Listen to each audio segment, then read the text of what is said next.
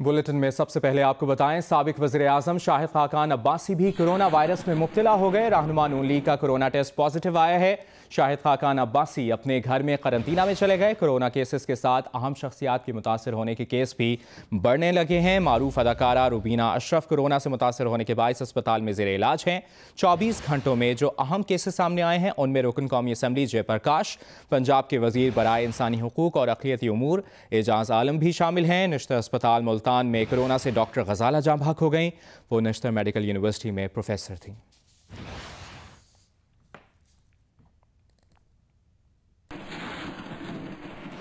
पाकिस्तान मुस्लिम league नून के सदर और कायदे हिज़्ब इख्तिलाफ शहबाज शरीफ ने साबिक वज़ीर-ए-आज़म और पार्टी के सीनियर नायब सदर शाहिद खाकान अब्बासी के कोरोना पॉजिटिव होने पर अफसोस का इजहार किया है। एक बयान में शहबाज शरीफ का कहना था कि शाहिद खाकान अब्बासी पार्टी का कीमती सरमाया है, अल्लाह ताला उन्हें सेहत कामला अता फरमाए।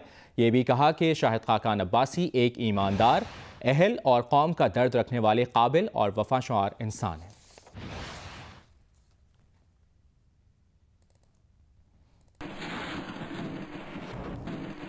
कोरोना केसेस में तेजी और अस्पतालों पर बढ़ते दबाव के बाद वफाकी हुकूमत का जून के महीने में 1000 ICU बेड्स का इजाफा करने का फैसला सामने आया है। National command and operation centre के सरबराह असद उमर ने कहा है कि मुल्क में वफाकी हुकूमत 1000 ICU बेड्स यकीनी बनाएगी। तिब्बी अमले और अस्पतालों की ज़रूरत के लिए खुसूसी पैकेज मुरतब किया जाएगा। इस सिलसिले में सूबों के साथ मुशावरत से इक़दाम करेंगे।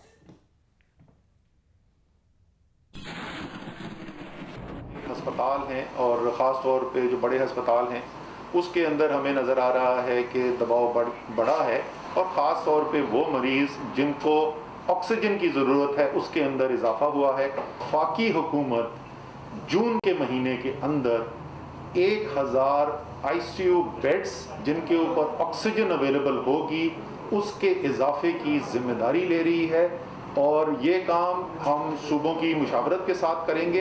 जो अस्पताल का अमला है उनकी जो ज़रूरत है PPEs वगैरह तो प्रोवाइड करते रहे, लेकिन उसके अलावा जो ज़रूरतें हैं और अस्पतालों की ज़रूरत उस पूरे पैकेज का जायज़ा लिया गया है। उसके ऊपर फैसला ये हुआ है कि आज 6:30 बजे हम दोबारा मिलेंगे और इंशाअल्लाह ताला उसके अंदर एक पैकेज फाइनलाइज करेंगे जो अस्पतालों के लिए खुसूसी तौर पर हमारे हेल्थ केयर सिस्टम के लिए होगा।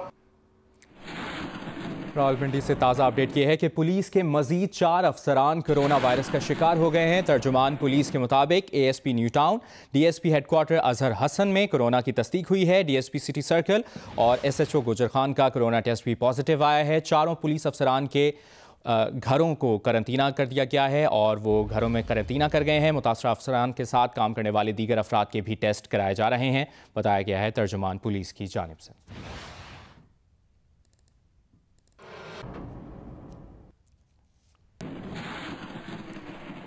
आगे बढ़ते हैं, आपको बताएं नारोवाल स्पोर्ट्स सिटी केस में एहसन इकबाल के खिलाफ केस की तफ्तीश में सुस्त रवि और रेफरेंस दायर न करने पर एहतसाब अदालत ने चेयरमैन नैब से जवाब तलब कर लिया है। एहतसाब अदालत ने कहा है कि चेयरमैन नैब बताएं कि अभी तक रेफरेंस क्यों दायर नहीं किया जा सका। एहतसाब अदालत ने नैब को 26 जून तक तफसीली जवाब भी जमा करवाने का हुक्म दिया है। एहसन इकबाल ने समाअत के दौरान कहा कि 2 साल से तहकीकात हो रही हैं, नैब उन्हें तफ्तीश के लिए बुलाता रहा, गिरफ्तार भी किया, लेकिन तफ्तीश नहीं मुकम्मल हुई। नैब प्रोसिक्यूटर ने कहा कि पहले ये केस FIA के पास था, नैब को बाद में ट्रांसफ़र हुआ। जज एहतसाब अदालत ने कहा कि FIA से जो केस नैब को ट्रांसफ़र हुआ उसमें तो एहसन इकबाल का नाम ही नहीं था। नैब बताए एहसन इकबाल के खिलाफ रेफरेंस आना है या केस खारिज कर दें।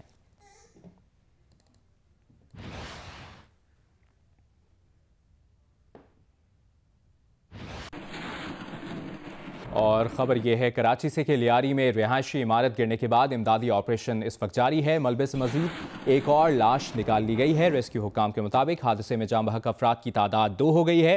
गुज़श्ता शब खातून के जिस्म के हिस्से मिले थे जिसे 2 ख़वातीन गिना गया। रेस्क्यू हुकाम ने यह भी बताया है कि हादसे में 2 पुलिस एहलकार समेत 10 अफराद ज़ख्मी हुए हैं जिन्हें हस्पताल मुंतकिल किया गया है। आपको अपडेट करें, कराची में लियारी में रिहायशी इमारत गिरने के बाद इमदादी ऑपरेशन इस वक्त भी जारी है।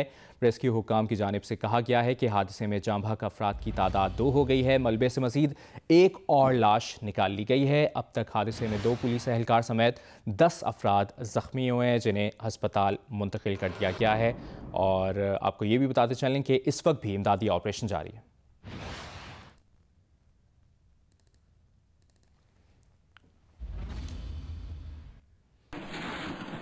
गुज़श्ता शब कराची के इलाके लियारी लियाकत कॉलोनी में 5 मंजिला मखदूश इमारत गिर गई। मलबे तले दबकर 2 खवातीन जाँ बहक जबकि 2 पुलिस एहलकारों समेत 10 अफराद जख्मी हो गए। बहन है और तीन बहन का लड़का है और बहू है और उसकी बेटी है। 7 है टोटल, 7 टोटल अफराद 7 है। गवर्नमेंट पाकिस्तान से ये इल्तिजा करते हैं कि आए यहाँ कुछ करे इन गरीबों के लिए। छोटे छोटे बच्चों को लेके ये लोग कहाँ जाए? इनको 4 महीने पहले नोटिस दिया खाली होने का, मगर बेचारे गरीब आदमी ने अफोर्ड नहीं कर सके, कहाँ जाए। 3 बजे जब वाइब्रेट हुई 3 चक्कर आए तो सबने शोर किया नीचे उतर जा, लेकिन बाज़ लोग माने नहीं। वो सामान लेने के चक्कर में आना जाना, हम लोग आधा घंटा पहले घर से बाहर निकल गए। एक बिल्डिंग पे दूसरी बिल्डिंग आके गिरी और यूं आके पूरी सेट हो गई। ये 4 बजे इनको झटका लगा तो ये भागने की करेंगे लोग। फिर आखिरी में जो सामान वामान था वो लेने गए तो ये। आगे बढ़ते हैं और अब बात करेंगे आइंदा बजट की। आइंदा बजट में मुताद्दिद सेक्टर्स की टैक्स छूट खत्म करने की सिफारिश की गई है। कई शोबों को हासिल तरजीही टैक्स मराहत भी खत्म करने की तजवीज़ दी गई है। ज़राए के मुताबिक चंद शोबों को जनरल सेल्स टैक्स की छूट खत्म करने की सिफारिश की गई है। ज़राए ने मजीद क्या बताया है, जान लेते हैं जियो न्यूज़ के नुमाइंदे अशरफ मलखम से। जी अशरफ। जी, जैसा कि आपने कहा है, बजट जो होगा उसको कोरोना की वजह से बिजनेस फ्रेंडली बजट भिजवाने के लिए सिफारिशात तैयार की जा रही हैं। इन सिफारिशात के मुताबिक ये है कि कम से कम ड्यूटीज लगाई जाए, खासतौर पर रॉ मटीरियल की इम्पोर्ट जो है और इंडस्ट्रियल मशीनरी की इम्पोर्ट है उस पर टैक्सेस और ड्यूटीज कम की जाएंगी। इसके साथ साथ जो कंसेशन थी डिफरेंट सेक्टर्स को पिछले बजट के दौरान वो खत्म की जाएंगी। खासतौर पर एक्सपोर्ट शोबे को दोबारा से उनको जो 17% टैक्स और उसकी वजह 5% सेल्स टैक्स लगाया जाएगा और उनको जो 0 की हिसाब से जो एक्सपोर्ट ड्यूटी थी इस पे लाया जाएगा। मैक्सिमम जो हदायत दी गई है एफपीआर को किस तरह की टैक्स प्रपोजल तैयार कीजिए कि अगले साल के दौरान इकॉनमी रिवाइव हो सके, खासतौर पर इंडस्ट्रियल सेक्टर, और उसमें इंडस्ट्रियल सेक्टर के रिवाइव होने से जो टैक्सेस की शरह है, टैक्सेस की जो कुल आमदनी है उसमें भी इजाफा हो सके। जी, इन लाइन की रोशनी में टैक्स तजावीज़ तैयार की जा रही हैं। जी, बहुत शुक्रिया आपका अशरफ मलखम।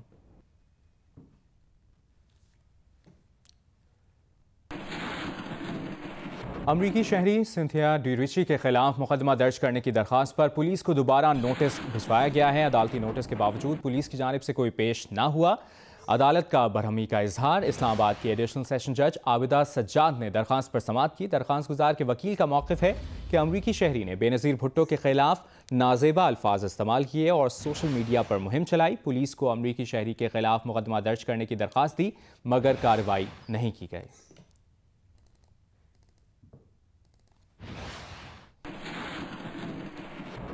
अमरीकी शहरी सिंथिया रिची ने दावा किया है कि उन्होंने बेनज़ीर भुट्टो के बारे में जो कुछ कहा उसकी तफसील पीपल्स पार्टी के ही एक सीनियर लीडर ने फराहम की। जियो न्यूज़ के प्रोग्राम नया पाकिस्तान में गुफ्तगू करते हुए सिंथिया रिची ने कहा कि उन्होंने जो कुछ कहा है उसे सच साबित करने के लिए जो मुमकिन हुआ करेंगी। जो कुछ भी उनके पास है पाकिस्तानी अथॉरिटीज़ के सामने पेश करेंगी। वो कहीं नहीं जा रही, अपनी बात सच साबित ना कर सकी तो हर सज़ा का सामना करेंगी। रहमान मलिक के बारे में सिंथिया रिची ने इल्ज़ाम लगाया कि रहमान मलिक ने वीज़े का मसला हल कराने का कहकर ड्राइवर भेजकर अपने पास बुलाया। रहमान मलिक के घर गुलदस्ता और कीमती तोहफा देने के बाद नशावर मशरूब पिलाया और फिर उन्हें ज़्यादती का निशाना बनाया गया। यूसुफ रज़ा गिलानी पर इल्ज़ाम लगाते हुए सिंथिया रिची का कहना था कि साबिक वज़ीर आज़म ने उन्हें नामुनासिब तरीके से गले मिलने की कोशिश की। मखदूम शहाबुद्दीन पर इल्ज़ाम लगाते हुए सिंथिया रिची का कहना था कि साबिक वज़ीर सेहत ने उनके कंधे का मसाज करने की कोशिश की।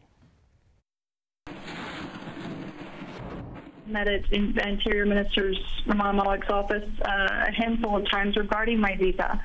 So when U.S.-Pakistan relations became a problem, and he messaged me and said, "I need to speak with you about your visa. I will send my driver to come pick you. He will bring you to the minister's enclave." I had no way of knowing if it was an official capacity.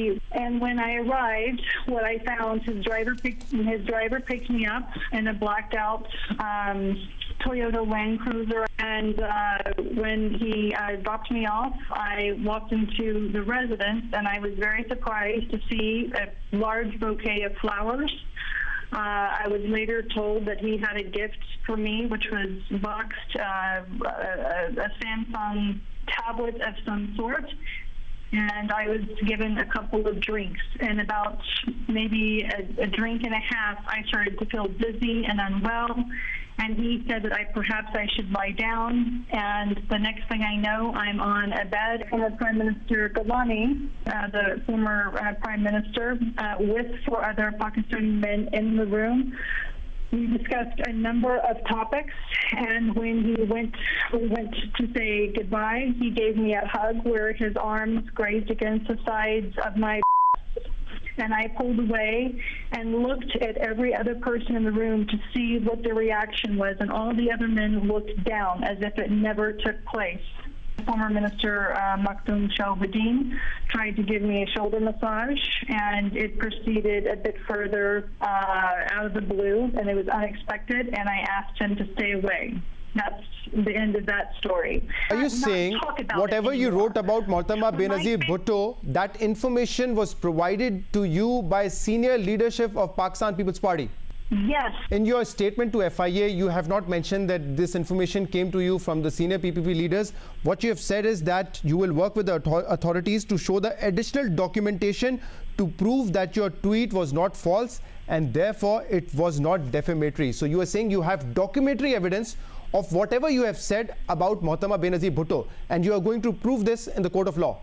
I will do whatever is necessary to prove everything that I have said has been accurate, and I will work with authorities to the best of my ability.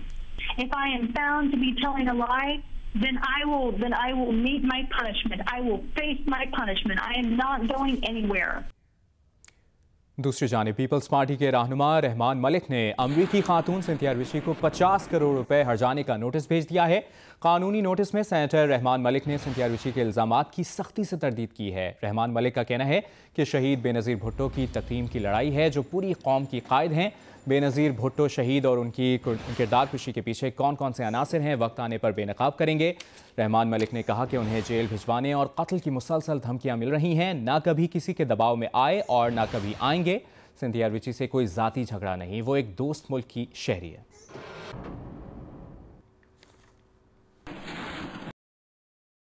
Karachi में फिरदौस शमीम नकवी इस वक्त media से बात कर रहे हैं। और budget इजलास भी जो होना चाहिए वो टेक्नोलॉजी के इस्तेमाल को करते हुए वक्त पे होना चाहिए। ये निहायत अफसोस की बात है कि सिंध हुकूमत ने न सेकंड क्वार्टर न थर्ड क्वार्टर हाउस में नहीं दिया फाइनेंशियल रिपोर्ट, जिसके बाद हर क्वार्टर के रिपोर्ट के बाद डिस्कशन होता है।